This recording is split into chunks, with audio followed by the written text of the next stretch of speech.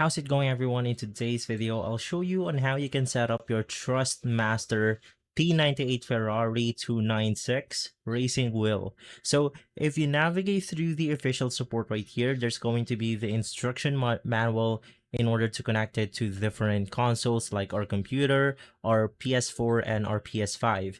If you navigate through the actual PDF, it can get confusing at times, but I'm here to simply guide you.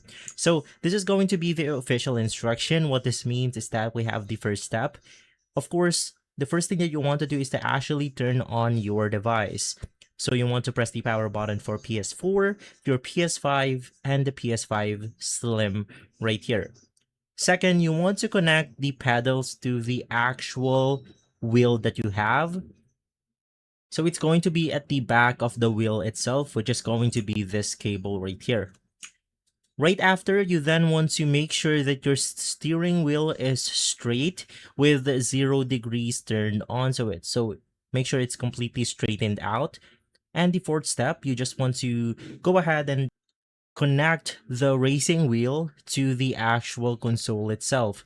So in here, this is our pedal. It is connected through the racing wheel that we have, and the racing wheel will then be connected to your consoles using the micro USB ports or the USB port that your console have.